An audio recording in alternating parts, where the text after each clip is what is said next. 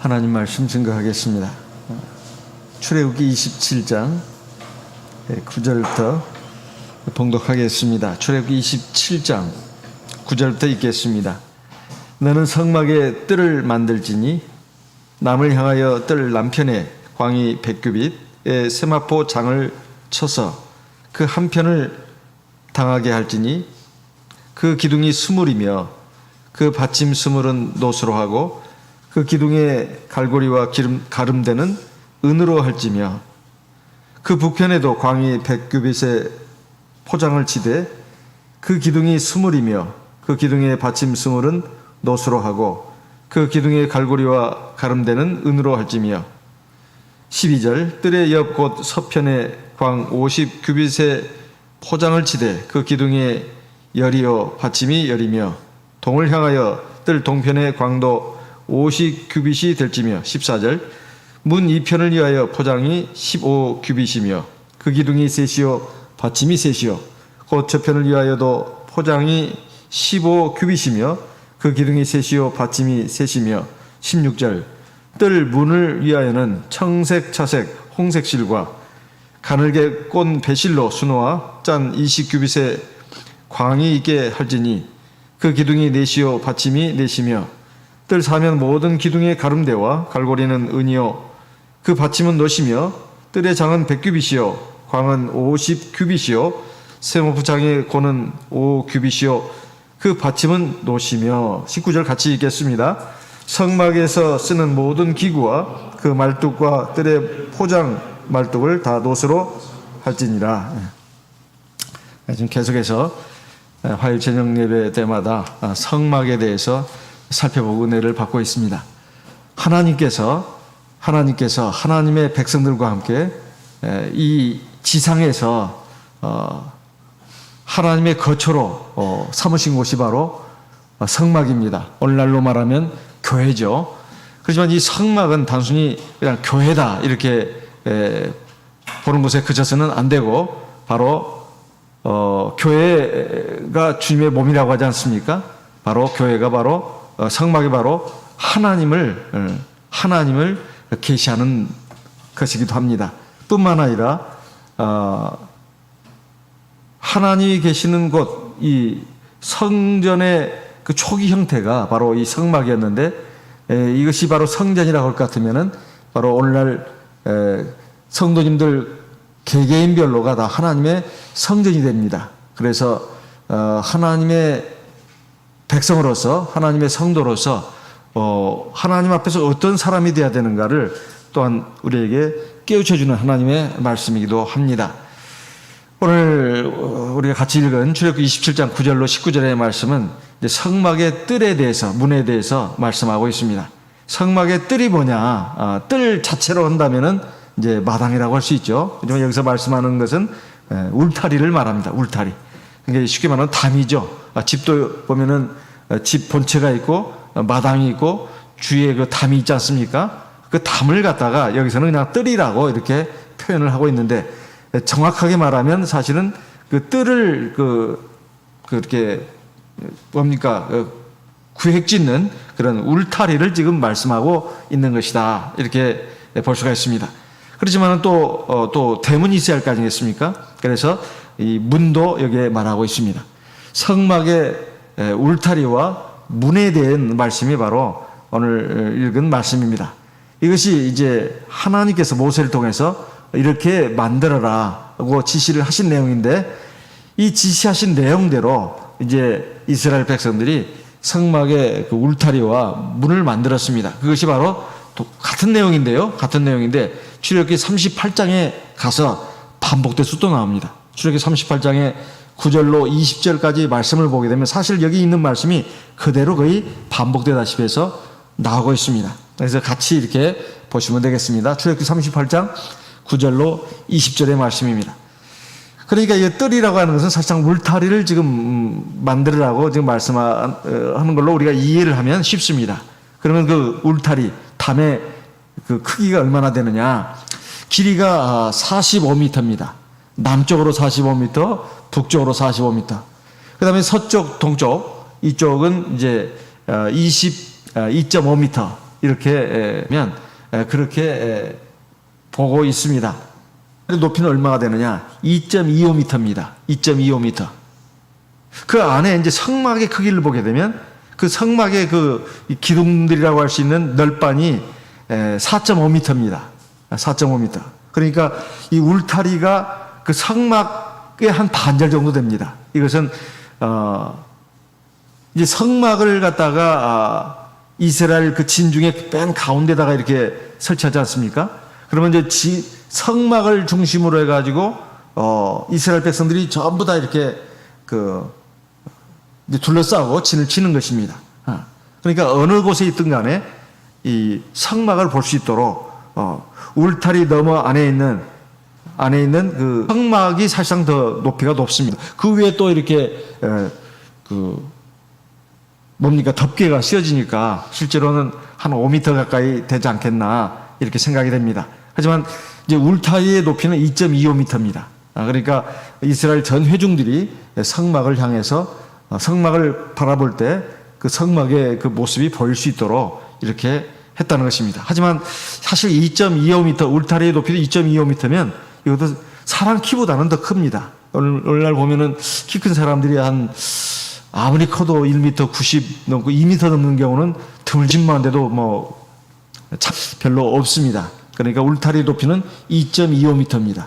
그러니까 아무리 키가 크다 하더라도 사람 키보다도 조금 더 큰 그런 높이가 바로 그 성막의 뜰, 즉 울타리의 높이라고 볼 수가 있습니다.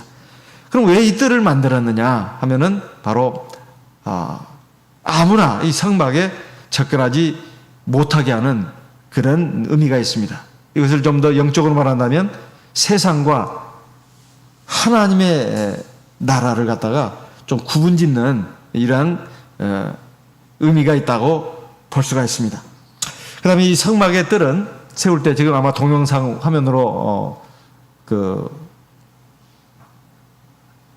거의 다 이 메시지가 또 제 스마트폰에 뜨더라고요. 아마 수십 명이 못 가고 있는데 아마 사진 파일의 크기가 크기 때문에 가지 못하는 것이 아닌가. 아마 그거 일부만 받아보고 있는 걸로 알고 있는데 어쨌든 동영상을 통해서 보시면 되겠습니다. 그 울타리는 말이요. 울타리는 역시 뭘로 만드느냐에 대해서는 이제 그 기둥들을 다 세우지 않습니까? 기둥이 남쪽에 20개, 북쪽에 20개, 그다음에 동쪽에 서쪽에 각각 10개씩, 총 60개입니다. 여기 지금 말씀에 그렇게 나와 있다 이 말이에요. 그러면 기둥만 이렇게 세워놓고 어떻게 하느냐? 그 위에다 세마포,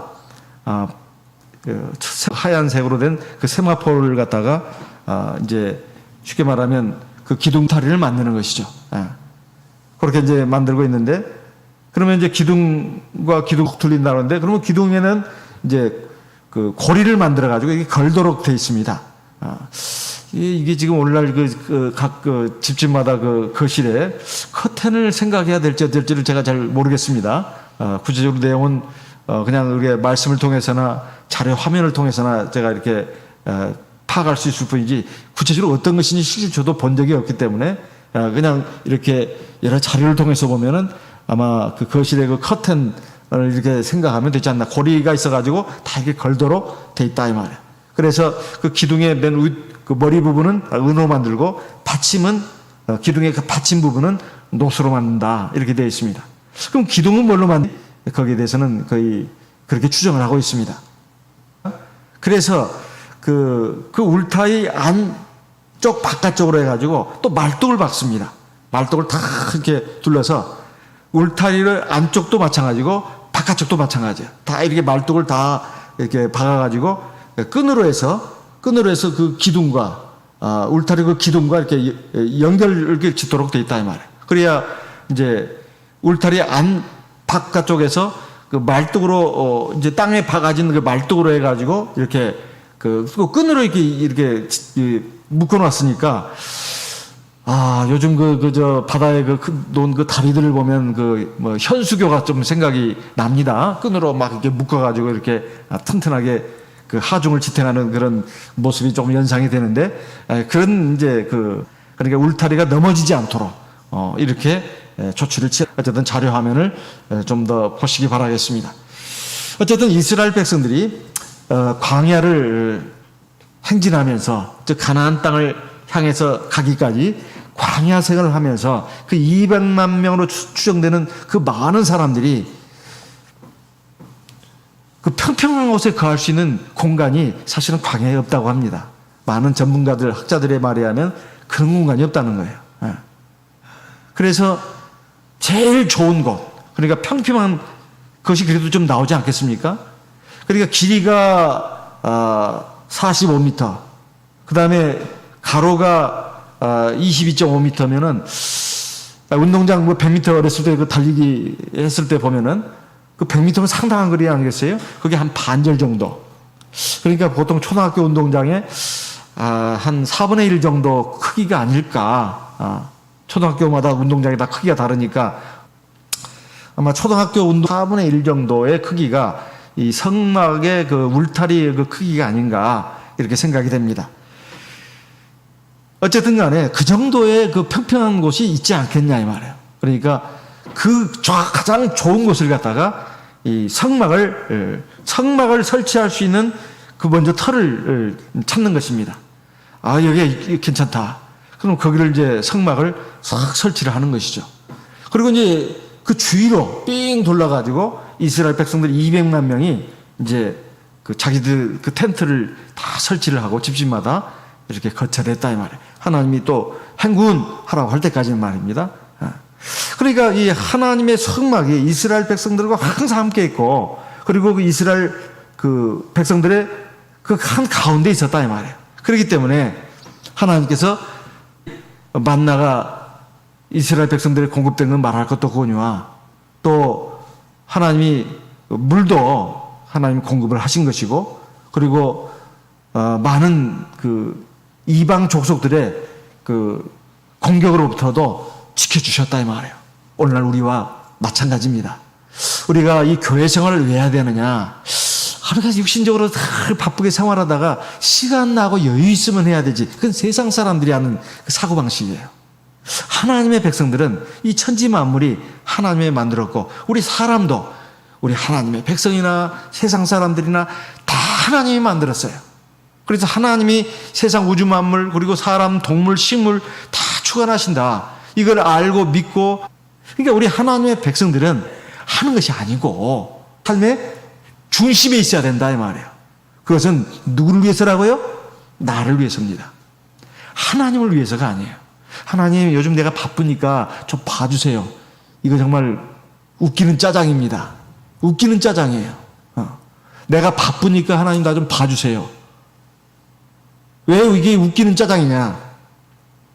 아니, 하나님이 지금 나뿐만 아니라 세상 모든 사람들을 삶을 책임지고 있는데, 주관하고 있는데, 그 하나님이 그런 대상이냐 이 말이에요. 그런 대상이 아니다 이 말이에요.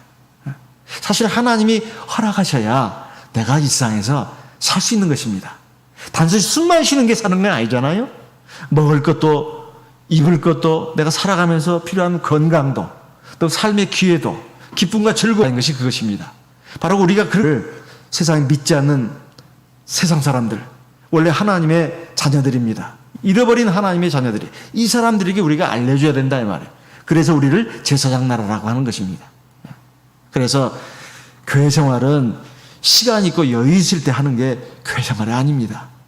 내가 숨 쉬고 밥 먹는 것이 시간 있고 여유 있을 때 하는 일은 아니지 않습니까? 그 근본이다 그 말이에요. 그래서 하나님의 나라와 하나님의 교회를 우리가 우선적으로 생각해야 됩니다. 내가 하나님을 제일 우선적으로 생각해야 한다는 것은 내 생명을 우선적으로 생각한다는 말하고 또 사실은, 왜냐하면 주셨고 하나님이 주관하고 있다. 하나님 성막의 울타리 뜰에서는 사실은 영적으로 하나님의 백성들이 이 기도를 하는 곳이었다 이 말이에요. 제사장들만이 이제 성막 안으로 들어가잖아요. 성소, 그다음에 그 안쪽에 지성소가 있습니다. 지성소는 1년에 한 차례만 들어가는 거예요. 대제사장이 1년에 자기와 자기 이스라엘 모든 백성들의 죄를 속죄하기 위해서 들어가는 것이고, 평상시에는 제사장들이 성소까지만 들어갑니다. 그리고 나머지 사람들은 그냥 바깥에서 그 번제단에서 번제를 드리고, 그리고 이제 그 피는 이제 제사장이 가지고 성소 안으로 들어가는 거죠. 그러면 보통 이스라엘 백성들은 하나님 앞에 제사 드린다고 할 때 어디까지 들어가느냐? 성막의 그 울타리, 그 앞에 그 대문이 있습니다. 동쪽에. 동쪽에 대문이 있다 이 말이에요. 그 문으로 들어가가지고 이제 그 뜰 안에까지는 들어갈 수 있다. 그럼 거기서 뭘 하느냐? 당연히 희생제물을 잡고 그 다음에 그 이제 피는 이제 제사장이 갖고 들어가는 것이지만 그 뜰 안까지는 들어갈 수 있다 이 말이에요. 그럼 거기서 뭘 하냐 이 말이죠. 하나님 앞에 기도를 한다 그 말입니다. 누가복음 1장 8절, 9절, 10절 말씀을 읽어보겠습니다. 누가복음 1장입니다. 누가복음 1장 8절 9절은 제가 읽고 10절은 같이 읽겠습니다. 누가복음 1장 8절 9절 마침 사가랴가 그 반열의 차례대로 제사장의 직무를 하나님 앞에 행할세. 9절 제사장의 전례를 따라 제비를 뽑아 주의 성소에 들어가 분향하고 10절 같이 읽겠습니다. 모든 백성은 그 분향하는 시간에 기도하더니. 이 사가랴는 세례 요한의 아버지 아닙니까? 이제 자기 순서가 돌아와가지고 이제 그 성소에 들어가서 지성소 아니고 그 성소요 들어가서 분향을 하는데 나머지 백성들은 바깥에서 기도했다. 그 바깥이 어디냐 이 말이야. 그 뜰을 말하는 것입니다. 뜰. 그 성막의 울타리 안에 있는 그 뜰을 말하는 것이다. 이런 것입니다. 물론 뜰 안까지 못 들어간 사람들은 또 밖에도 있었겠죠. 이건 어디까지 추정입니다. 어쨌든 간에 그 성막의 그 울타리 안에 그 뜰, 그 마당이죠. 거기에서 지금 뭘 했나? 기도를 했다. 사실은 그 울타리까지 다 해서 이 교회를 상징하는 것입니다. 우리가 성막 그러면 그 본 건물, 성소와 지성소, 그것만을 성막이라고 하지 않고 울타리까지 다 포함하는 거예요. 울타리까지. 그 울타리까지 다 포함해서 우리가 성막이라고 하는 것이다. 이런 것입니다. 그러면 이것이 바로 오늘날 말하면 교회인데, 교회가 뭐 하는 곳이냐, 이 말이에요. 우리가 항상 많이 들었다시피 하나님이 계시는 곳으로서 하나님이 자기 백성들을 만나주는 것입니다. 그러면 하나님의 백성으로서는 그 성막에 왜 가냐 이 말이에요. 하나님 만나러 가는 거죠. 뭐 하려고요? 첫째는 하나님께 기도하기 위해서입니다. 제사 드린다고 하는 것이 사실은 예배 드린다는 의미도 있고 기도한다는 의미도 있고 여러 가지 의미로 이렇게 우리가 해석을 합니다. 솔로몬이 하나님의 성전을 완공하고 말해요. 하나님께 봉헌하면서 하나님께 드린 기도가 정말 유명합니다. 열왕기상 8장에 나와 있는데 그 기도 중에 아주 중요한 대목이 있습니다. 열왕기상 8장 29절 30절 말씀을 읽어보겠습니다. 열왕기상 8장입니다. 열왕기상 8장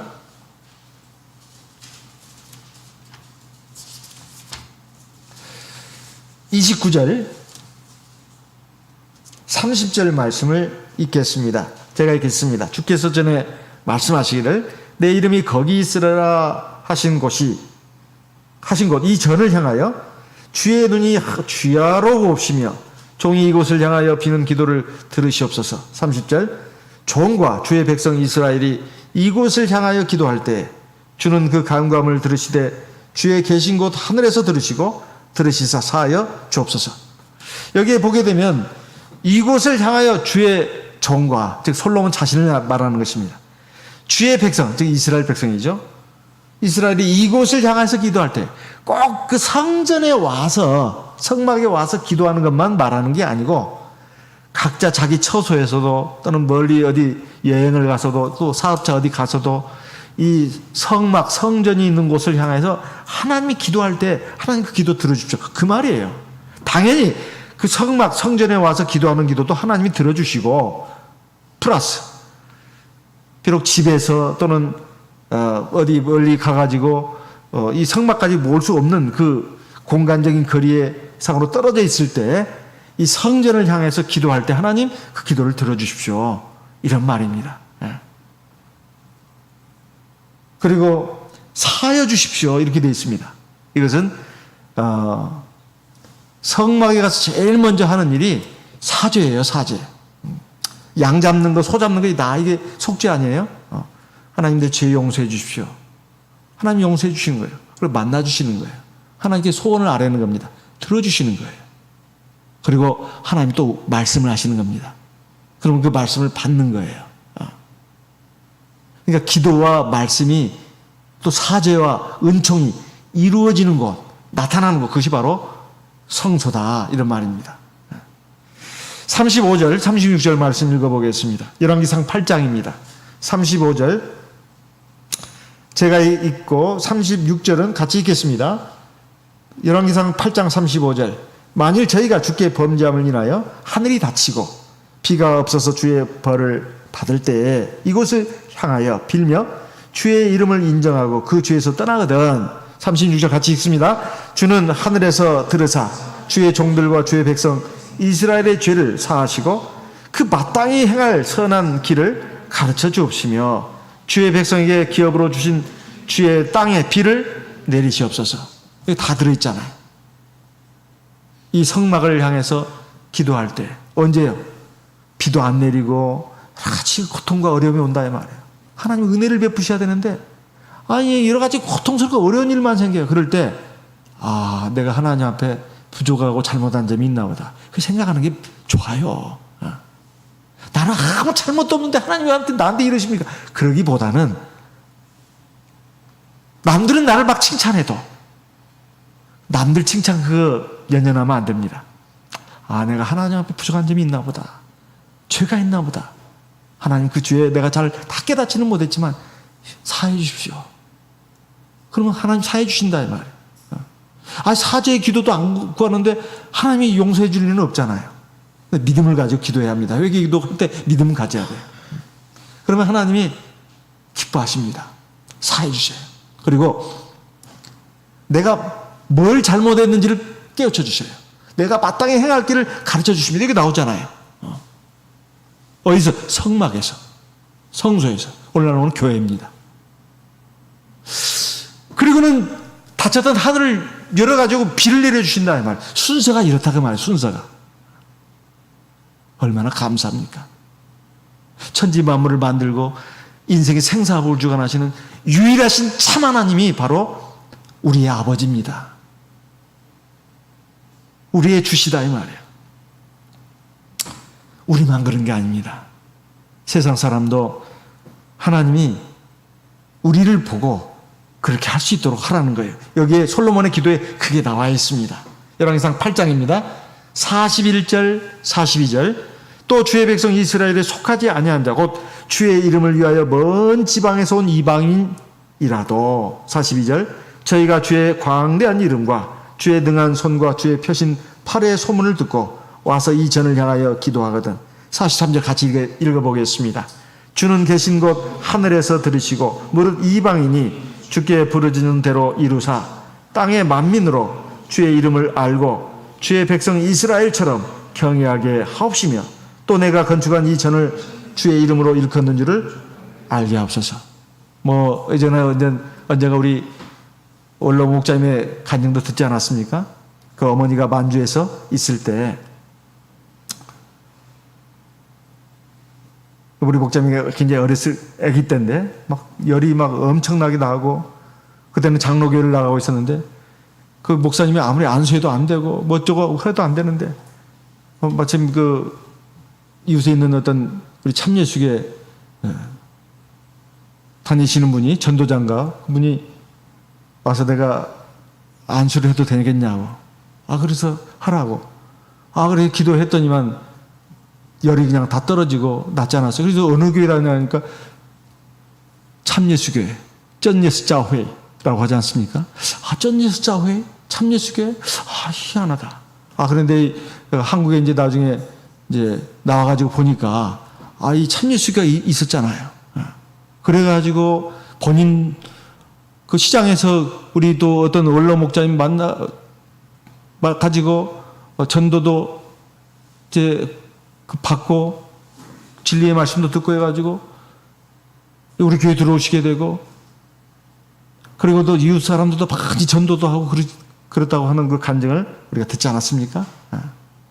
근데 그 당시에 자기는 이방인이었다 이거죠. 참유식이라는 이름은 처음 들어봤다는 거예요. 하나님이 역사하신 거 아니에요. 하나님이 살려주셨다. 그때 그 안수기도 할 때 방 안으로 기도하는 모습이라든가 이런 것들이 아주 굉장히 얼마나 참 신기했겠습니까? 그래서 꼭 그렇게 막 죽어가는 아이가 안수기도해서 살아났다 그것만이 아니라 하나님은 뭐 어떤 특정한 사건 그 일만 하나님 함께 하시고 나머지는 나 몰라라 너희들 알아서 해라 그거 아니잖아요. 바로 나의 삶의 모든 문제도 사실은 다 하나님의 손 안에 있습니다. 그래서 우리가 하나님을 경외하고 자꾸 의지하고 하나님께 간구하는 것 그리고 하나님 말씀에 귀를 기울이고 그 말씀에 순종하려고 하는 것이 바로 우리가 해야 할 걸어가야 할 길입니다. 결국 이 신앙생활이라는 것이 무슨 취미생활이 아니다 이 말이에요. 바로 우리의 생명입니다. 우리의 행복에 바로 근원이 된다 이 말이에요. 얼마나 소중합니까? 이게 무슨 뭐 액세서리 장식구가 아니다 이 말이에요. 하면 하고 말면 말고 그게 아니다 이 말이에요. 반드시 해야 되는 것입니다. 현세의 생명 행복뿐만이 아니라 영원한 생명 영원한 행복을 위해서도 우리가 반드시 우리가 참신 하나님 아버지 우리 영혼과 육체의 아버지 하나님을 찾고 경배하고 의지하는 것은 우리 사람의 마땅한 본분입니다. 그것을 알려주기 위해서 우리에게 이 성전을 주신 거 아닙니까? 그래서 이 교회를 주신 것이다 이 말이에요. 그래서 이 교회에서 그 울타리를 만들려고 했을 때 총 60개의 기둥이 들어갑니다. 그것이 5규빗 간격으로 세웠다고 했어요. 그래서 이 높이는 아까도 말씀드렸다시피 2.25m. 이 기둥이 뭐냐 이 말이에요. 이 기둥으로 해가지고 위에는 머리 쪽에는 은으로 이렇게 두르고 내 밑바닥에는 노수로 이렇게 받침을 만든다고 했습니다. 그래가지고 이제 그 세마포로 쫙 두른다고 했잖아요. 이 기둥이 뭐냐 이 말이에요. 디모데전서 3장 15절에 보면 이 집은 살아계신 하나님의 교회요 진리의 기둥과 터니라. 우리가 늘 많이 들었던 말씀이죠. 디모데전서 3장 15절의 말씀이에요. 그러니까 그 기둥이 뭐냐 이 말이에요. 진리의 기둥이다 이 말이에요. 진리의 기둥이다. 그 밑에 높받침을 두지 않습니까? 진리의 터입니다. 그러니까 하나님의 교회, 주님의 몸된 참교회는 진리가 반드시 있어야 된다 이런 말입니다. 또 진리가 있어야 교회가 설 수가 있어요. 그래서 우리 성도님 개개인도 다 하나님의 성전입니다. 이렇게 자기의 어떤 생각, 감정, 의지만 가지고 신앙생활한다는 건 정말 우스운 일이에요. 그 얼마 안 가서 쓰러져 버립니다. 자기 마음에 좀 안 드는 일이 있으면 그냥 쓰러져 버려요. 뭐 기분 좋은 일이 있으면 그러면서 막 교회 생활 할 수 있을지 몰라요. 그 얼마 못 갑니다. 그렇게만 가면은 반드시 진리가 있어야 돼요. 그것은 우리가 하나님 앞에 나올 때, 성전에 나올 때 진리의 말씀을 받기 위해서 나오는 것입니다. 우리가 사람 만나러 나오는 게 아니에요. 내 존재감 드러내려고 나오는 거 아닙니다. 교회 와서 자기 뭐 재미나는 일을 하려고 나오는 거 아니에요. 교회를 나오는 이유는 바로 교회에 진리가 있기 때문에 오는 거예요.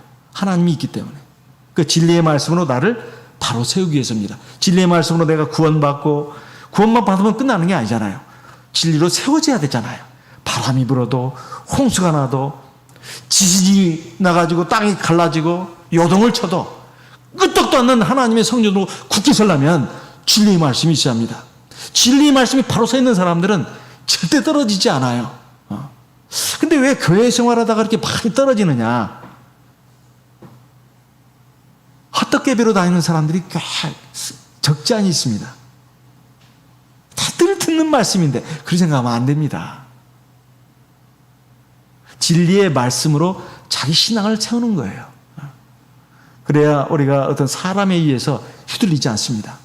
또 사람이 다 떠나가도 나는 지킬 수가 있는 거예요. 그리고 어떤 사람이 나를 흔들어도 내가 무너지지 않을 수가 있습니다. 그래서 신앙의 근본을 진리에다 둬야 됩니다. 그래야 무너지지 않아요. 계시록 19장 11절 말씀을 보겠습니다. 계시록 19장 11절입니다. 계시록 19장 11절. 같이 읽어보겠습니다. 계시록 19장 11절입니다.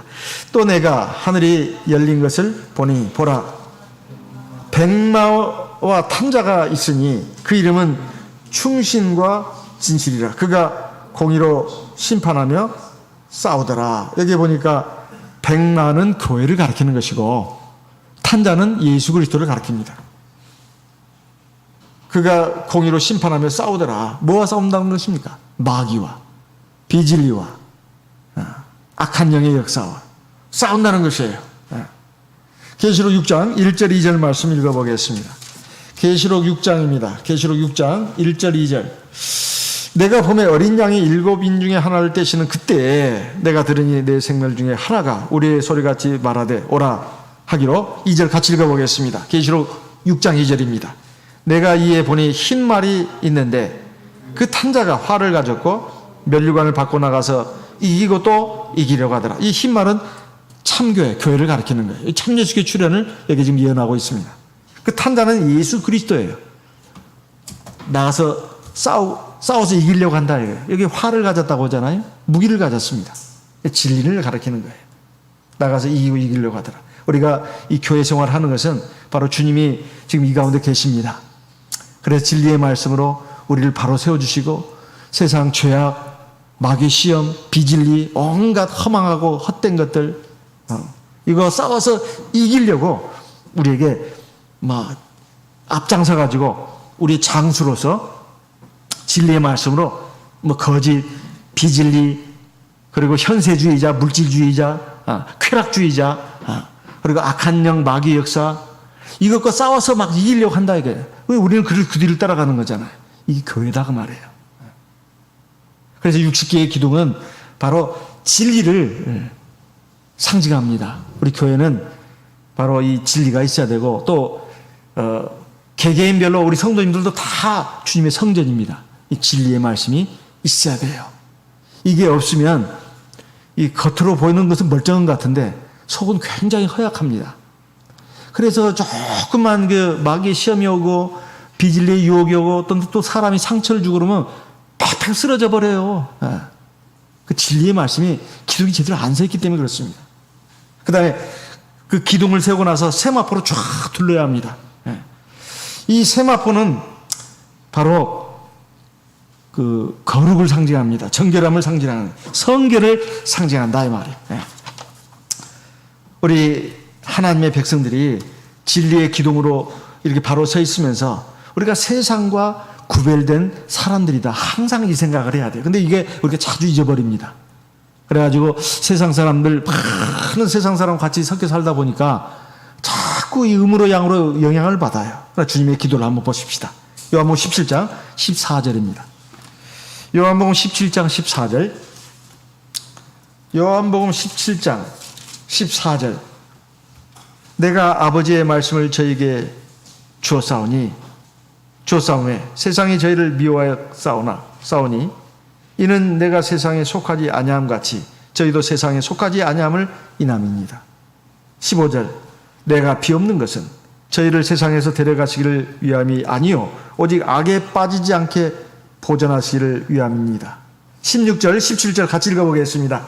내가 세상에 속하지 아니함 같이 저희도 세상에 속하지 아니하였나이다. 17절. 저희를 진리로 거룩하게 하옵소서. 아버지의 말씀은 진리입니다. 기둥으로 이 60개를 받고 말해요. 울타리를 만들었습니다. 세마포로 쫙 둘렀어요. 이것은 세상과 구별된 하나님의 자녀로서 백성으로서 살아가는 거예요. 우리가 세상 사람들과 같이 섞어져서 살아야 되는 건 맞습니다. 그렇지만은 구별된 삶을 살아야 된다 이 말이에요. 세상 사람들이 나쁜 짓 한다고 똑같이 나쁜 짓 하고 세상 사람들이 술 담배 한다고 같이 술 담배 하고 좋지 못한 곳에 간다고 같이 같은 거 가고 어디 가서 나쁜 짓 한다고 같이 나쁜 짓 하고 그러면 안 된다는 거예요.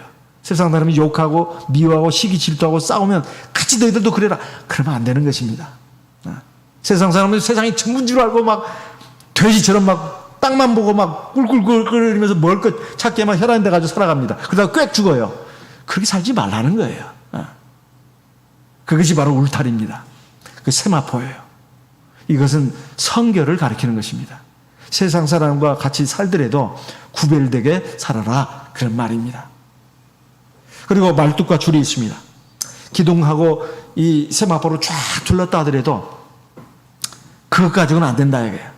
그 울타리 안쪽 그리고 바깥쪽에 다 말뚝을 박습니다. 그래가지고 말뚝은 땅속까지 들어가는 거예요. 땅속 위로도 나옵니다. 이것은 예수 그리스도를 상징하는 거예요. 땅속으로 들어간 말뚝은 예수 그리스도의 죽으심을 상징하고 땅 위로 나온 말뚝은 예수님의 부활을 상징하는 것입니다. 그것에다가 끈으로 해가지고 줄로 해서 그 말뚝하고 그 말뚝에 있는 고리하고 연결을 짓는 거예요. 튼튼하죠. 그래야 물타리가 넘어지지 않잖아요. 그래서 이 말뚝은 바로 주님을 상징한다. 이런 말입니다. 이사야 22장 23절 24절에 보면 이사야 22장입니다. 못이 단단한 곳에 박힌 같이 그를 견고케 하리니 그가 그 아비집의 영광의 보좌가 될 것이요 그 아비집의 모든 영광이 그 위에 걸리리니 이 못이 바로 이 말뚝을 지금 말하는 것입니다. 그를 견고케 해준다는 거예요. 그 말뚝이 못이 예수 그리스도를 예표하는 말입니다. 그러면 그 예수 그리스도 예표하는 그 말뚝 땅속에 들어가 있고 땅 위로도 나와 있습니다. 땅 위에 나온 그 말뚝하고 그 울타리 그 기둥하고를 연결짓는 겁니다. 주님은 살아계신다는 거예요. 살아계십니다. 살아계신 예수님을 근거로 해서 하나님 살아계시잖아요. 그 진리의 기둥과 연결을 지어야 된다. 그 줄이 무슨 줄이냐?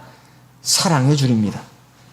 그 밧줄로 말해요. 말뚝과 기둥을 연결해서 그 울타리 그걸 갖다가 견고하게 세워준다. 이런 말입니다. 호세아 11장 4절 말씀을 보겠습니다.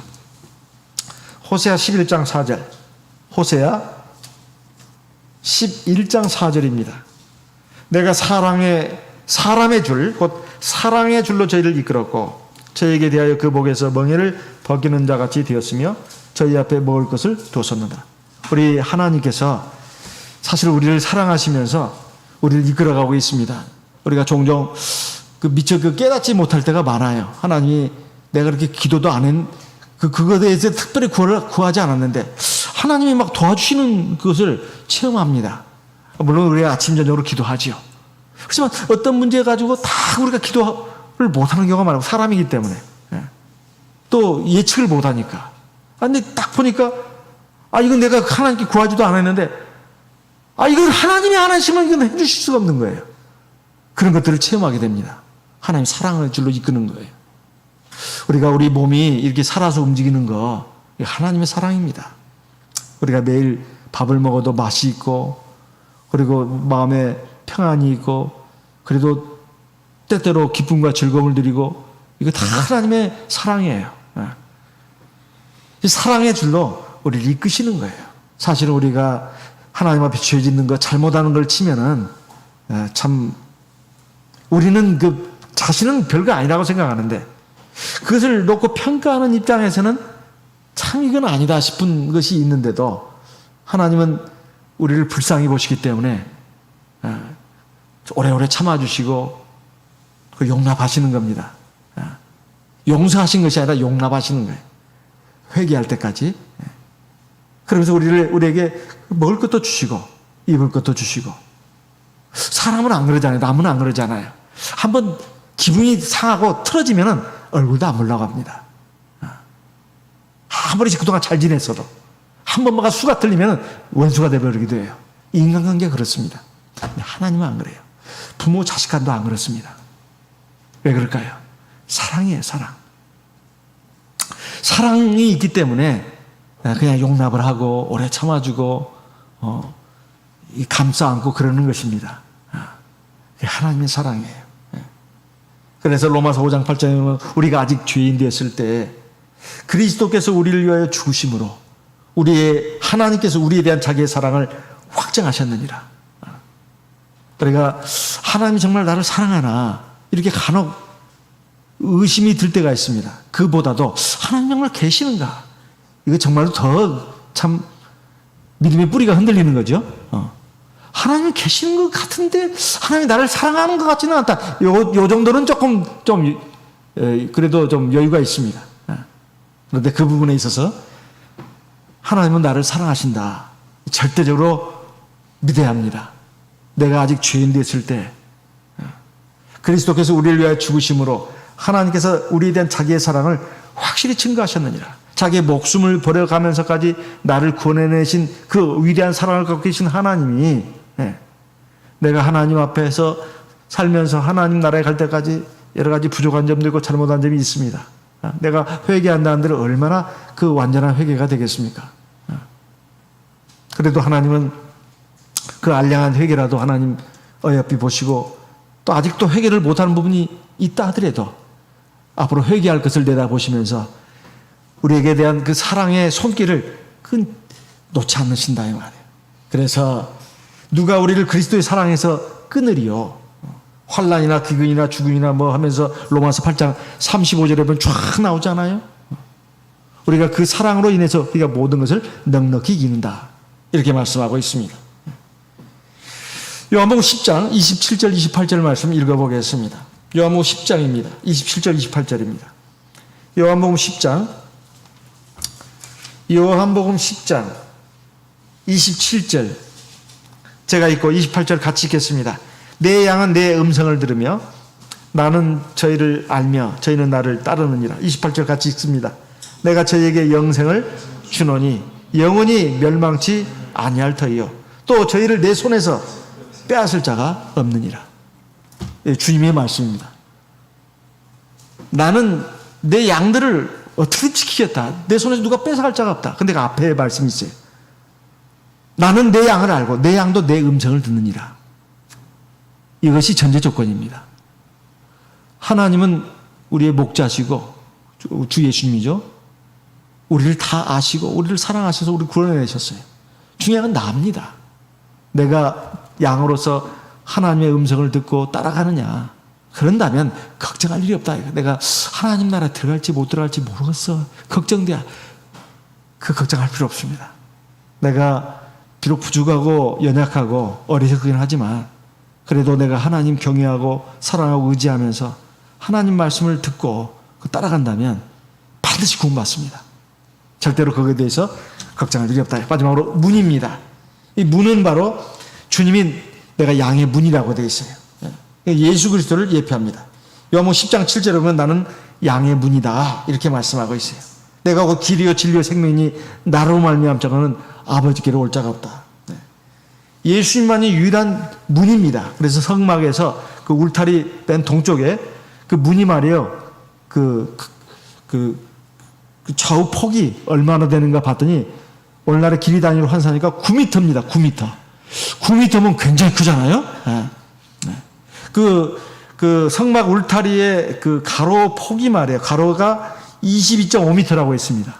거기에 문의 크기가 9m예요. 9m. 이게 얼마나 큽니까? 그리고 출입문은 청색, 자색, 홍색, 흰색 실로 이 가는 세마포로 실로 이렇게 했는데 그게 흰색이에요. 그걸로 이렇게 술을 놓도록 되어 있습니다. 그 대문이죠. 쉽게 말하면. 천으로 된 대문입니다.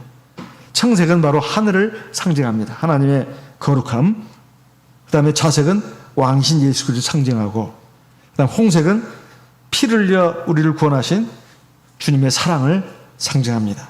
그리고 흰색은 이것은 성결을 순결을 상징하죠. 이것은 바로 하나님 앞에 나가는 우리의 하나님의 백성들이 하나님이 어떤 분인가 하는 걸 알고 우리가 그 문을 통해서 들어간다는 걸 말합니다. 그러니까 이 구원의 문은 그렇게 좁은 게 아닙니다. 사람이 좁다고 느끼는 거죠. 그래서 수고하고 무거운 짐자들아 다 내게로 와라. 내가 너희를 쉬게 할 것이다.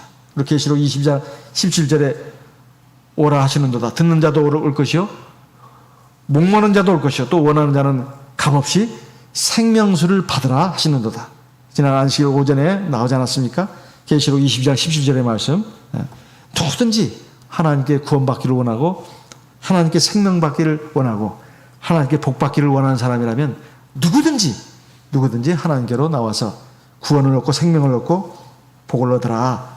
이게 바로 하나님의 사랑의 부르심입니다. 이 부르심에 우리 모두가 응답할 수 있어야 되겠습니다. 다 같이 기도하겠습니다. 성막의 그 울타리 그리고 이 문을 통해서 하나님이 우리에게 주시는 이 귀한 교훈들을 마음에 새기고 우리의 신앙의 그 지침으로 삼을 수 있도록 하나님 깨우침 주시고 믿음 주시고 지혜와 능력을 주시옵소서. 다 같이 성령으로 기도하시겠습니다.